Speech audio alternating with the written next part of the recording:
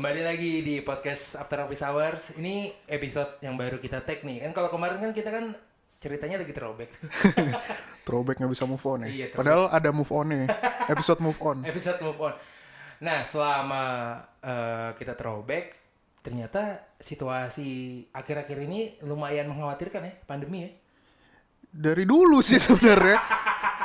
Kan gue dulu sudah bilang bahwa nanti bisa lebih parah. Dan ternyata kejadian. Iya, ternyata lebih parah kan? Ternyata lebih parah dari dugaan yang lo bikin. Iya.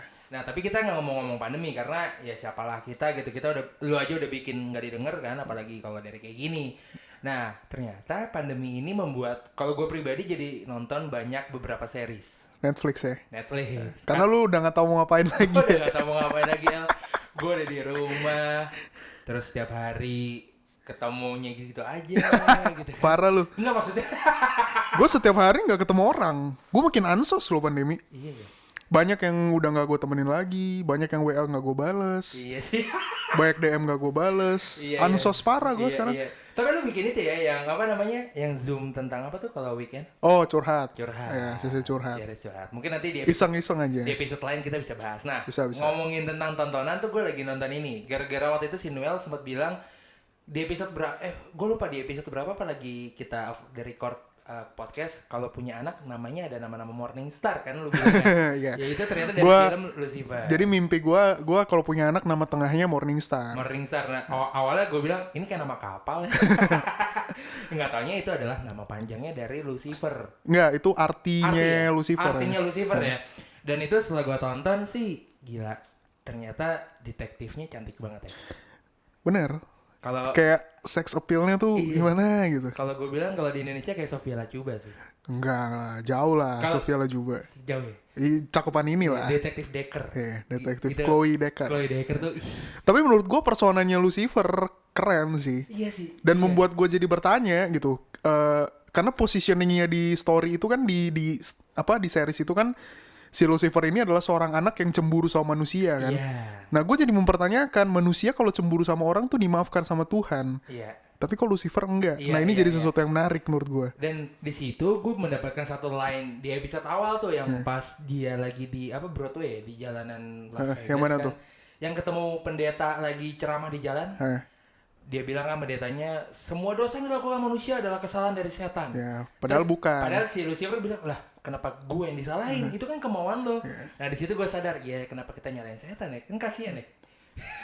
Atau kalau gue sekarang akhir-akhir ini lagi nonton banyak sumber juga, jangan-jangan emang setan tuh bukan menghasut kita untuk berdosa, Tapi setan itu membuat manusia mencapai kemajuan teknologi yang nggak siap dihadapi oleh manusia itu sendiri. iya setuju.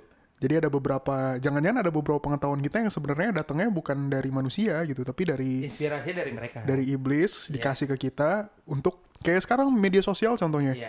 Media sosial itu kan mengamplify hal-hal yang deep jadi darkness kita kan di dalam hati gitu kayak kebencian, kecemburuan dan segala macam. Jadi mereka nggak menghasut kita, itu semua memang udah ada di dalam diri kita. Nah yang mereka lakukan adalah membuat manusia mencapai teknologi yang lebih cepat daripada perkembangan kita. Benar. Dan dari Lucifer itu gue belajar bahwa apa yang lo lakukan ya lo akan dapatkan itu, kayak menghukum. Dia kan selalu bilang kan, saya akan menghukum orang-orang yang membunuh, bukan manusia yang hukum, tapi bagian gue. Tapi jadi ada satu flaw tuh di situ, jadi ada satu kelemahan menurut gue di ceritanya Lucifer. Gimana? Lucifer kan menikmati menghukum manusia kan? Iya, dia sangat menikmati. Berarti di neraka dia nggak dihukum dong? Si manusianya? Enggak, si Lucifernya. Kan tugasnya dia. Berarti nggak dihukum dong sama Tuhan sebenarnya. Emang ibaratnya kalau menurut gue emang dia diciptakan untuk itu. Ya mungkin. Tapi berarti jadi nggak dihukum dong? Enggak. Dia sendiri ternyata tidak dihukum. Dia sendiri tidak dihukum ternyata. Tapi ngomong-ngomong di Islam kemarin, gue nggak tahu ya benar atau enggak. Tapi ya ini karena gue kan bukan Muslim ya. Kalau di Islam kalau nggak salah, iblis juga ikut dihukum soalnya di neraka. Kalau di Kristen memang nggak dijelaskan lebih lanjut sih. Iya. Dan yang serunya lagi di Lucifer tuh yang pas ada scene Eve-nya datang. Ya, ngomong kita kelamaan loh. Oh iya benar. Habis itu saya Lucifer kali. Lu nonton apa lagi? Gue nonton BoJack Horseman. Itu tentang apa sih? Jadi gue tuh sebenarnya dari semua series, sekarang gue adalah penganut series animasi. Jadi animated series. Yeah. Nah, BoJack Horseman adalah salah satu animated series yang menurut gue terbaik.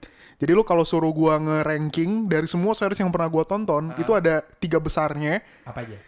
Dulu 3 besarnya nggak termasuk BoJack Horseman. Okay. Nah, BoJack Horseman ini gue baru nonton pas pandemi. Oke. Okay. Dan menurut gue BoJack Horseman jadi series kedua terbaik yang pernah gue tonton. Oke. Okay.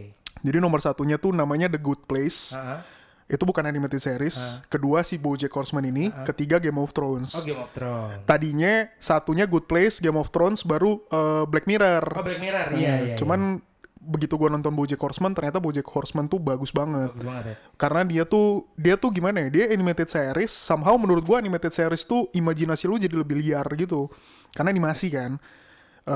Dan dia tuh ngebahas kayak depresi, suicidal thought, orang bunuh diri gitu-gitu. Berarti ini animasi yang tidak aman ditonton oleh anak-anak. Iya, sebenarnya bercandaannya sih ringan.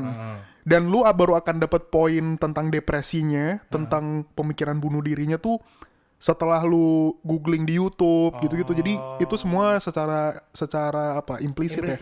Secara implisit gitu. Jadi itu filosofis banget. Nah, gue suka tuh yang kayak gitu. Nah, kalau lo tadi nonton BoJack Horseman, gue lagi nonton ini kemarin, Into the Night. Into the Night tentang apa ya? Ini loh, jadi tentang ada sebuah virus atau ancaman yang itu muncul ketika matahari terbit. That's why mereka di dalam satu pesawat menuju ke sebuah negara atau tempat yang selalu malam hari. Misalnya kayak di sini malam, di Jepang kan masih siang, sore misalnya. Nah begitu di sini udah mau pagi, mereka ke Jepang. Biar traveling gitu ya. Iya, pakai pesawat itu seru banget sih. Terus ini Queen's Gambit. Queen's Gambit gue juga lagi nonton tuh. Gue nonton cuma gara-gara Anya Taylor, Joy. Cakep ya. Gue nonton Anya itu dari dia nonton kalau nggak salah ada satu film Disney atau apa gitu. Pokoknya masih jauh lah, pokoknya udah masih bocah gitulah. Gue nonton di HBO. Oke. Terus habis itu dia main pas udah lebih dewasa, dia main New Mutant. Kayak itu tentang X-Men, Marvel, franchise-nya Marvel. Iya. Terus baru di Queen's Gambit gue nonton. Queen's Gambit sih gue nonton karena dari dia cara berpikirnya sih, ketika main catur tuh dia bisa main sendiri gitu di otaknya, minum obat penenang. Tapi emang ada orang-orang kayak gitu sih, itu yang fotografik memorinya bagus. Iya. Itu kalau ikut psikotes bagus tuh yang. Iya benar. Coba lu ngeganja aja. Lu ngajak bisa kayaknya. Yang ada malah ditangkap Joey Chandler kagak. Nah, ini yang menarik adalah gua sebelum ini baru nonton Korea drama tuh baru satu, yaitu Crash Landing of You. Oh ini ya, Chloe. Yang awalnya gue nonton hanya karena istri gue nonton. Itu udah setahun yang lalu ya? Setahun. Tapi gue nontonnya pas awal gue WFH bulan Maret. Jadi ceritanya tuh gue tuh lumayan awalnya nih, mungkin kalau yang denger suka Korea gitu, sorry ya, gue awalnya enak banget ya. Apa sih Korea, bahkan lu trending Gisel di Twitter aja pakai hashtag Gisel tapi ini video Korea kan. Iya kan? Yeah. Nah begitu gue nonton, kok gue lebih militan daripada istri gue. lebih nyari yang Chloe. Nah terus di situ ada satu aktor yang sekarang main di Startup, si Chulsan. Nah Startup ini lagi kita tonton juga. Startup lagi kita tonton dan mungkin lagi hype lah. Kalau mungkin yang dengerin kita nge-follow di Twitter nggak sering lah, baru beberapa kali kita mention-mentionan tentang episode-episode yang habis kita tonton. Iya. Dan kita nge-take ini setelah episode 12. Jadi kalau misalnya kalian denger ini nanti ada obrolan-obrolan yang kayak beda deh sama kayak yang di episode selanjutnya, yaitu kan karena kita based on 12 episode terakhir. Ya, ini kita pokoknya baru terakhir nih, yang paling baru episode 12. Episode 12 yang apa namanya, kalau gua kan kalau di sosial media tuh ada tim siapa kan. Kalau gua tuh timnya 6 dosan sih. Gue Jipyong. Gue timnya 6 dosan karena hampir mirip, bukan wajahnya. Tingginya. Tapi lebih ke arah ini. Ada satu momen di mana yang pas dia minta tanda tangan bola baseball, kan ditulisnya si atlet itu follow the dream. Titik 2 apa kan? Pas ditanya kamu mimpinya apa? Bokapnya bisikin kan. Pas bokapnya bisikin si 6 dosan kecil nanya, itu tuh apa sih? Akhirnya pas mau foto bolanya tuh diambil yang baru, diganti follow your dream. Nah di situ karena gue merasa dari kecil mimpi gue misalnya mau jadi apa? Mau jadi atlet, tapi orang tua gue bilang udah lu jadi dokter aja, jadi arsitek aja ya. Mostly pada umumnya orang tua. Nah di situ gue ngerasa ini kayak gue banget. Oh, lu relate sama experience-nya dosan ya? Iya itu. Kalau lu timnya siapa nih? Gue Jipyong. Definitely Jipyong. Pak Han ya? Pak Han tuh gila sih. Relate juga gue dengan... Apa yang paling bikin relate apa? Realistisnya atau apanya? Realistisnya. Hidup sendiri. Pak gue kayak, wah anjir. Relate banget nih. Tapi yang pas dia jadi juri ngilang gitu lo sempet ngilang ghosting gitu juga gak sih? Kan ada tuh kejadian yang di lift. Kan yang temennya 6 dosan. Aduh, nih gue mungkin kalau gue lagi males gue nggak datang ke sesuatu kan. Iya sih. Udah. Iya sih. Iya. Kayak waktu itu lu yang pernah bilang ya, apa yang Jipyong ya tingkahnya ya. Iya, tingkahnya mirip sih. Tapi kalau kesuksesannya sih belum.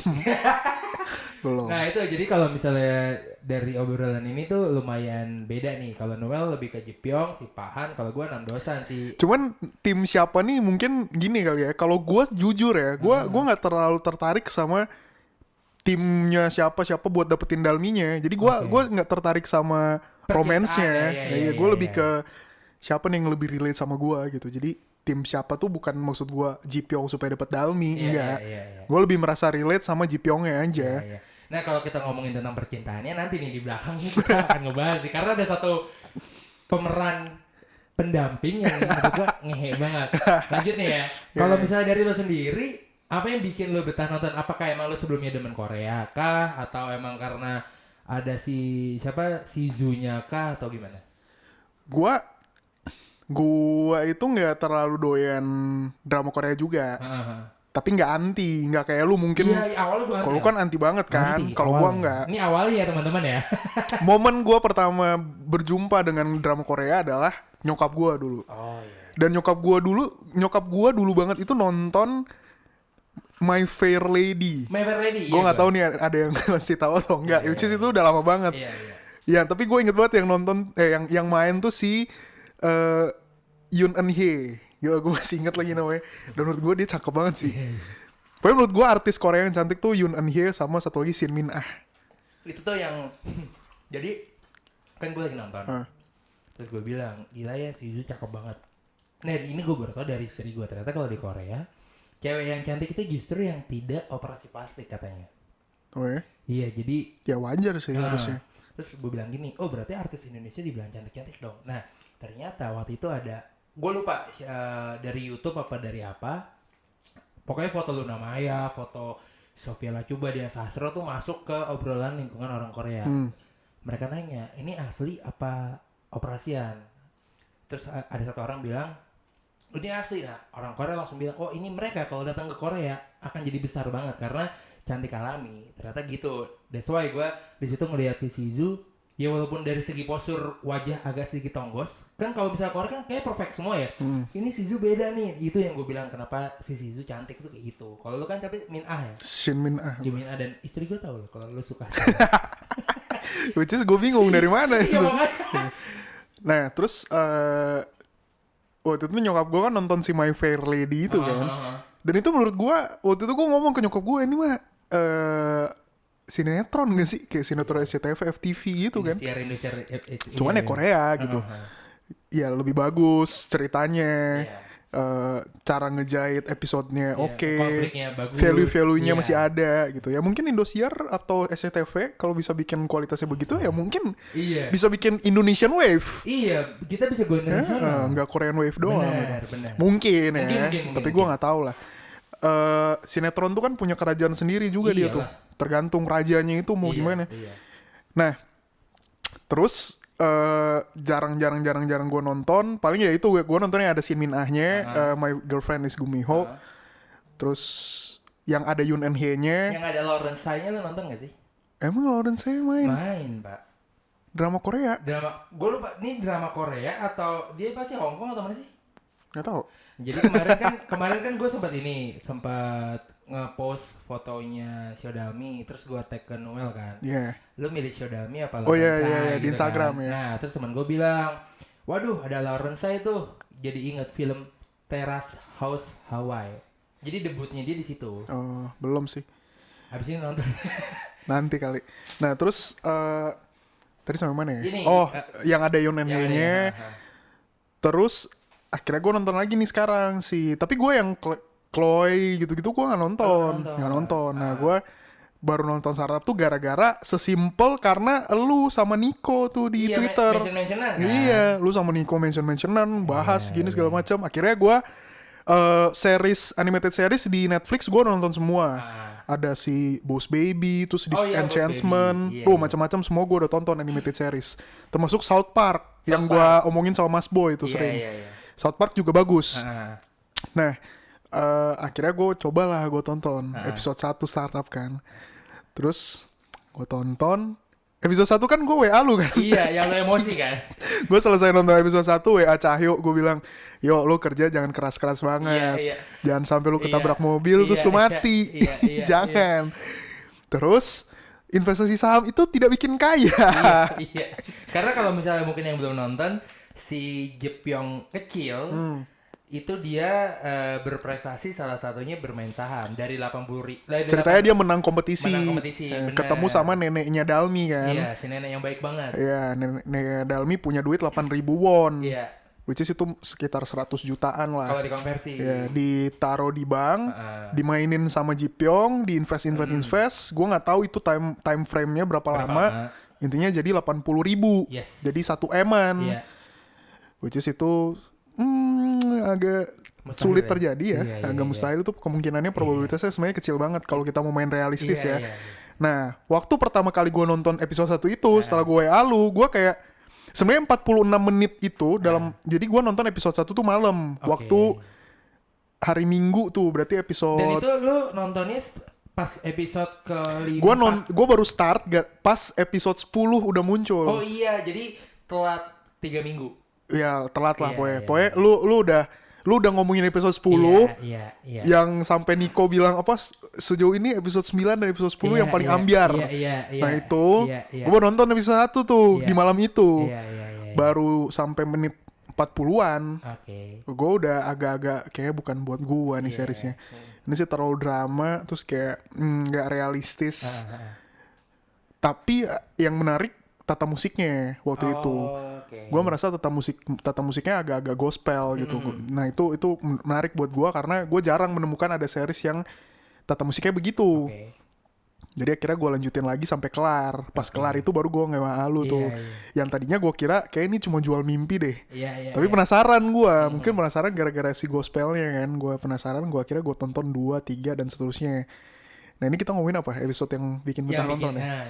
Gue nonton episode 2, episode 3, episode 4 sampai titik dimana gue merasa oh ternyata nih series bagus. Oke lah ya buat ditonton. Itu adalah ketika gue nonton episode 8 yang aplikasi jadi menurut gue episode yang paling bagus dan paling mengharukan buat gue ya, yang sampai gue kayak anjir gue pengen nangis nih, itu episode 8.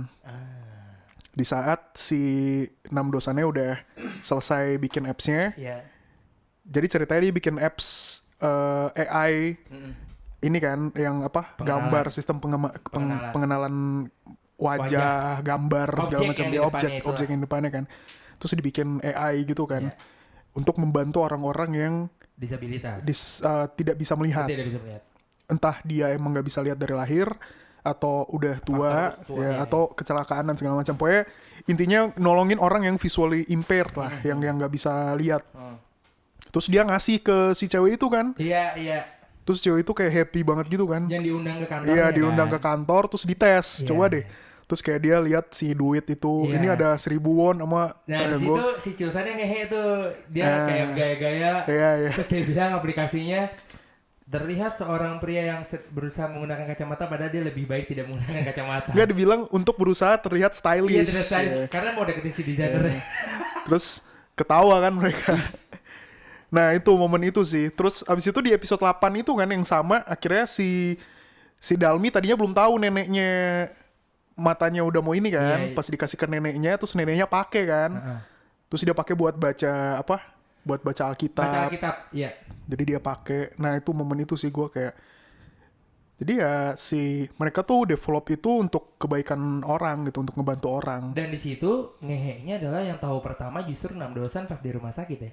Iya. Iya kan. Nah di situ gue episode 8 itu gue baru kayak ternyata memang ada jual mimpinya, tapi emang masalah main saham ini nggak dipakai oleh startup doang sih, oleh seri-seri lain dan ya oleh cerita yang lain pun dipakai lah. Kasarannya itu cara instan untuk membuat seorang karakter yang tadinya nggak punya apa-apa bisa jadi apa-apa. Iya. Biasanya gitu tuh, pakai saham biasanya. Tapi ini dia naruh sahamnya di tempat yang benar ya, bukan yang lagi. Bukan di. Iya itulah pokoknya lah ya. Terus gue di situ melihat bahwa ternyata startup ini promote kindness juga, mempromosikan kebaikan juga. Setuju. Makin kesini gue makin lihat kayak ada beberapa hal-hal yang kayak gue waktu itu sempat nge-tweet kan, gara-gara gue nonton itu gue kepikiran gitu. Jadi kita tuh selama ini selalu memposisikan teknologi untuk gimana caranya kita bisa lebih cepat larinya, manusia tuh bisa lebih cepat segala macam, cepet gitu. Which is ini nyambung lagi sama obrolan kita tadi di awal, yang jangan-jangan emang manusia tuh harusnya nggak secepat ini gitu, karena secepat ini malah ngerusak gitu. Pace-nya nggak siap lah. Iya, bisa jadi ya. Selalu teknologi cepat, tapi kalau manusia lebih cepat, kita tuh nggak sadar bahwa ada loh yang nggak bisa lari secepat kita. Gimana pun perkembangan teknologinya. Nah, menurut gue startup ini di episode 8 itu menekankan bahwa yang ya selain episode 8, episode 11 juga sih. Dia menekankan bahwa gimana kalau teknologi itu dilihat sebagai tools yang ngebantu orang yang nggak bisa lari jadi bisa lari. Iya, setuju. Jadi kayak kita sekarang face-nya kayak gini, ada orang-orang yang nggak bisa kayak kita. Yang entah pendengarannya bermasalah, entah yang penglihatannya bermasalah, entah yang harus amputasi, entah yang nggak punya tangan, entah yang nggak punya kaki. Nah, gimana kalau teknologi itu bisa ngebantu mereka supaya mereka bisa ikut jalan bareng kita gitu loh. Jadi bukan kita yang makin cepat, tapi gimana caranya supaya manusia tuh bisa sama gitu loh face-nya. Nah, itu menurut gue salah satu nilai yang oke nih, bagus nih startup. Dan sebenarnya kalau misalnya kita perhatiin banget, sisi positif negatifnya di film itu tuh ada. Kalau dari aplikasi yang Samsan Tech bikin kan itu kan untuk orang yang disabilitas. Tapi kalau yang Injay Company bikin itu justru ngurgin orang kan. Bahkan yang pas dia lagi present aja, bokapnya 6 dosan datang sampai dia bilang kan, mungkin ini bagi kalian bisa membantu dari segi efisiensi biaya, tapi buat saya yang belum tahu apa-apa, yang udah tua, seperti apa? Tapi gue suka kata-katanya bokapnya 6 dosan. Dia bilang kan harus ada orang yang kayak lu dan harus ada orang kayak gue. Iya. Itu salah satu value gue juga. Iya, yang kalau dia bilang gini, kalau orang kayak lu dalam arti orang kayak Injay itu yang untuk mengamankan masa depan. Kalau bokapnya itu mengamankan saat ini. Itu keren sih. Nah, gue selalu berpikir bahwa emang dunia tuh bisa works kalau seimbang.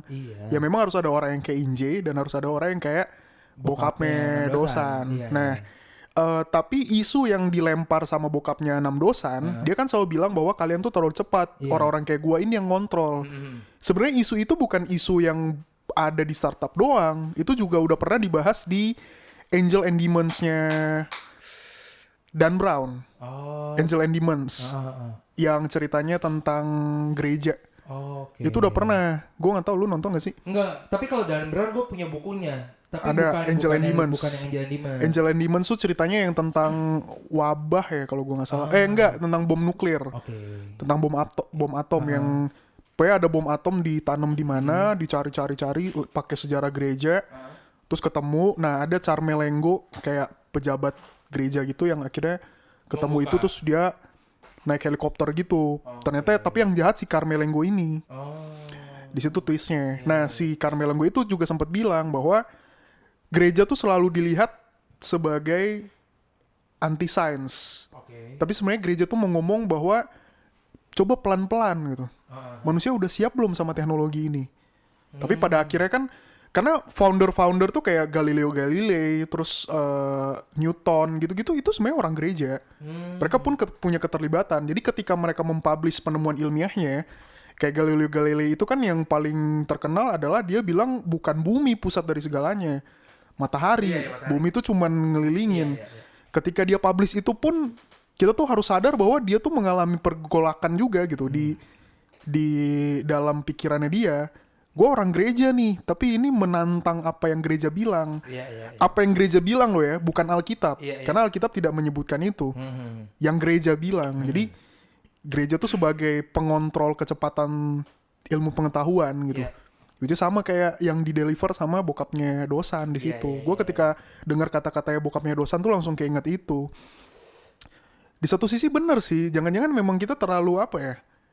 Ya mereka tuh pengontrol aja gitu. Kita terlalu kayak, oh lu anti science nih, gini-gini. Nah itu masuk ke duality fallacy ya. Adalah fallacy, logical fallacy gitu. Yang kayak, kalau lu nggak mendukung, kalau lu nggak setuju sama sesuatu, lu pasti setuju sama, jadi kalau lu anti science, kalau lu bilang kita harus ngerem science, ya lu anti science gitu. Padahal enggak. Ya belum tentu anti gitu. Iya. Nah kan kalau tadi kan Noel udah bilang yang episode. Gue episode 8. Gue episode. Gue yang pas episode di 6 dosen akhirnya mau datang buat ngebantuin Pak Han di awal. Yang akhirnya dia potong rambut. Iya. Ya. Itu episode 1. Awal dong. Awal. Episode 1 ya? Episode 1. 2 ya? 2 dong. 2 ya? 2. Yang 1 tuh kan masih bocah semua ya. Yang 1 kan intinya kita lagi dipupuk bahwa si Syodalmi itu orang yang memilih tinggal sama bokapnya, gitu-gitu kan. Episode 2 kan mulai tuh konflik kompetitif antar kakak sama adiknya yang diundang di pesta relasi. Di situ gue mikir, gitu nih orang baik banget ya. Maksudnya terlepas emang karena dia suka ya pas mau ngejual bola itu, kan ditarik tuh sama si Pahan kan. Akhirnya pas minta tolong awalnya dia nggak mau. Awalnya dia mau dengan catatan investasi. Sedangkan si Pahan realistis banget, apa yang mau dijual gitu-gitu kan. Akhirnya dia datang terus di situ kayak, wah ngehe nih orang nih. Maksud gue awalnya ngasih sesuatu yang tidak enak tapi ujung-ujungnya malah ngebantu juga. Nah gitu sih, jadi menurut gue itulah yang bikin gue bertahan untuk nonton dan selalu nunggu hari Sabtu dan Minggu jam 9 malam. Karena kalau dulu gue setiap hari Minggu gue kan sampai WA lu kan waktu itu. Karena gue kan baru nyusul. Gue nggak tahu jam berapa kan. Gue sampai nge-WA lu yuk. Jam berapa? Itu gue langsung ngasih lihat ke bini gue kayak, lihat nih, udah ada 1 orang nih ketagihan lagi nih. Dan apa namanya, kalau misalnya ngomongin sebuah serial gitu atau film, pasti kan ada nilai yang bisa diambil kan. Kalau dari lu sendiri ngelihatnya si startup ini apa ya bisa diambil ya? Gue tadi salah satunya teknologi. Teknologi tuh. Paling satu lagi menurut gue soal ini sih. Apa? Kasih dan pengampunan menurut gue. Itu yang si neneknya Dalmi. Itu baik banget pak. Yang ini orang ke mantan menantunya. Iya yang lagi susah. Yang lagi susah. Iya. Ini orang udah ninggalin anaknya. Anaknya meninggal loh. Iya sampai mati. Sampai meninggal anaknya.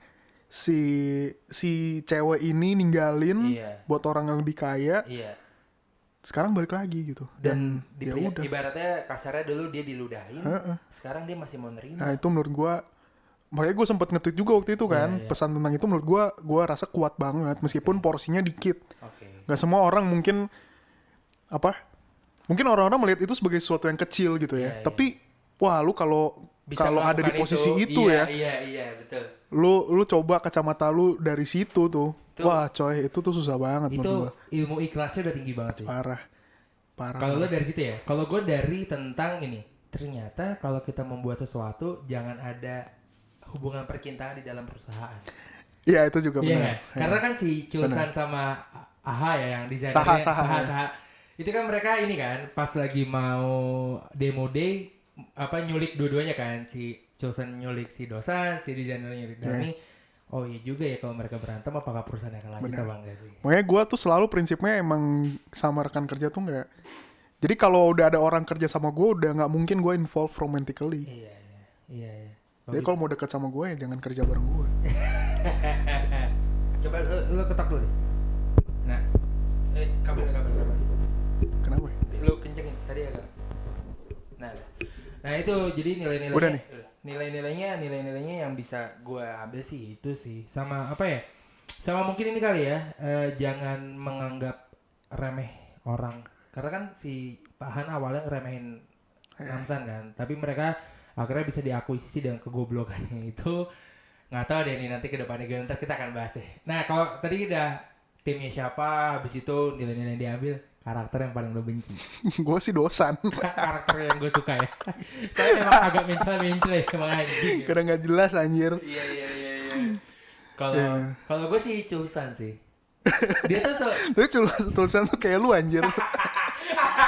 Dia tuh trying so hard gitu buat dapetin si AHA itu, si desainernya. Padahal kalau misalnya buat yang nonton, di episode ke-12 terakhir, dia akhirnya ke rumah sepupunya Dosan kan?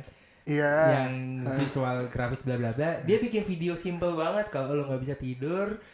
Lo ngomongin itu sih menurut itu kan Pi kan yang dikasih 3,1415. Iya itu. Dan akhirnya si cewek itu yang awalnya apa namanya tidak melihat, akhirnya dia tidur dengerin itu. Tapi yang paling yang pas ini yang pas mereka udah tanda tangan, udah mau cabut, si Dalmi diajak Dosan ke kantornya. Iya. Buka pintu. Iya, ada mereka berdua. Iya. Itu bangsat sih. Itu sih wah, itu pecah. Nah, ini ngomongin prediksi nih, karena kita akan tayang di hari Senin di tanggal 30 ya, 30 apa 31 gitu. Pokoknya kita tayang di hari Senin.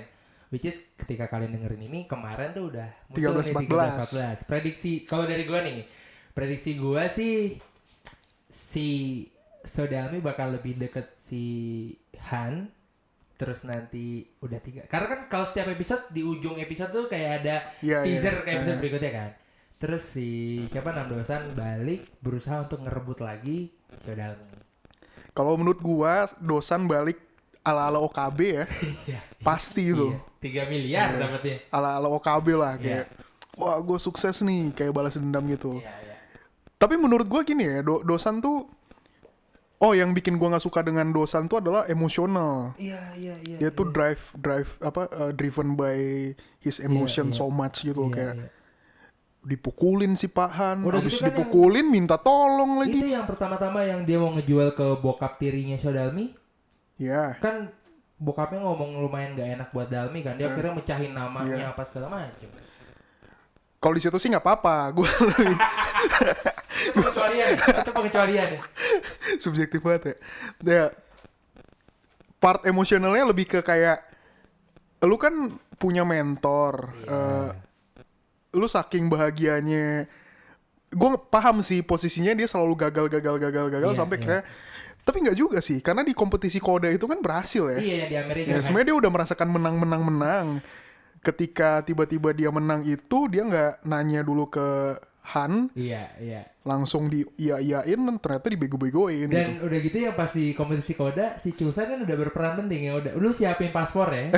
Ternyata nggak disiapin. Paspor. Iya, nggak taunya menang. Iya. Nah, makanya menurut gua dia emosional banget gitu. Jadi ketika dia balik nanti dari SF, dari San Francisco, mungkin udah ala-ala OKB banget tuh, which is akan makin gue benci juga.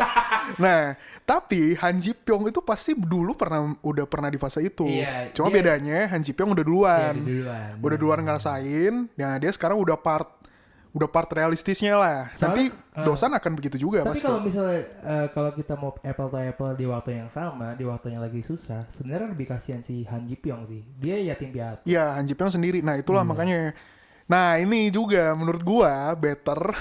Kalau menurut gua ya, endingnya adalah sesuai yang gue bilang ya. Han Ji Pyong tuh gimana ya, dia tuh karakternya lone wolf, lone wolf yang sendiri, yatim piatu nggak punya siapa-siapa, dan ikatannya Han Ji Pyong itu bukan sama Dalmi, ikatannya Han Ji Pyong itu sama neneknya, sama neneknya. Lu lihat apapun kebaikan yang dilakukan untuk Dalmi itu alasannya adalah neneknya. Jadi bukan buat Dalminya. Meskipun orang-orang kayak bilang, tapi small gesture-nya begini-begini, gue akuin iya. Tapi jangan-jangan dia melakukan itu juga ke cewek lain. Ke semuanya. Kita tidak tahu karena tidak ada cewek lain yang diceritakan di situ. Dan kalaupun ada cewek lain bukan untuk si Han Ji Pyong, tapi untuk si Chulsan. Iya. Nah, makanya menurut gua meskipun small gesture gimana-gimana, terus dia akhirnya bilang dia suka ke Dalmi, tapi gimana ya, denialnya tuh baik banget. Iya sih. Denialnya Han Ji Pyong tuh baik banget dari awal. Denialnya tuh baik banget sampai si neneknya bilang jangan-jangan lu suka ya, dia kan bilang enggak di situ kan. Di awal kan. Akhirnya dia bilang ke neneknya kalau dia bohong kan.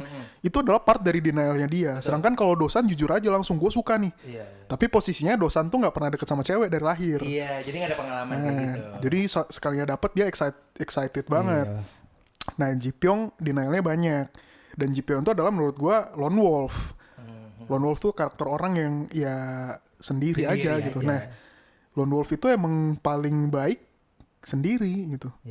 Dan emotional attachment akan bikin dia bingung menurut gue. Dan mungkin performanya gak sebagus itu. Jadi kalau menurut gue sih ending paling bukan realistis sih, ending yang paling baik ya untuk semuanya ya emang Dalmi tuh sama Dosan aja. Dan Ji Pyong meskipun sedih tapi gak akan sedih-sedih banget menurut gue. Itu sedih karena sementaranya aja. Sedih karena sementara. Dan balik lagi ikatannya itu sama neneknya. Iya, karena gini, pas lagi ribut, itu yang membuat si Han Ji Pyong lumayan respect sama Nam Dosan kan. Nam Dosan bilang, gue akan ngasih tau sesuatu yang ini sebenarnya si nenek itu gak mau ngasih tahu ke lo, bahwa si aplikasi itu dibuat untuk membantu neneknya juga sebenarnya. Makanya. Gitu. Gue pas dia nyamperin si nenek terus nangis tuh kayak ya lagi di warung. Gue bego, gue nggak tahu apa-apa. Gue bukan anak baik gitu kan. Gue bukan anak baik, gue bego, gue nggak tahu apa-apa. Gue ngerti sih dia ngomong nggak tahu apa-apa tuh gara-gara dia tuh kayak berasa abis ditampar gitu loh. Karena dia udah ngehina si Nungil itu. Nungil.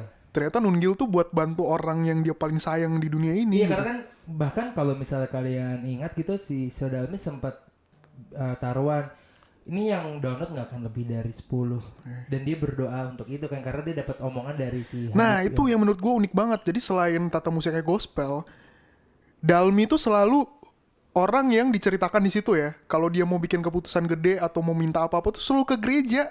Iya. Gue kayak agak aneh sih tapi ya udahlah.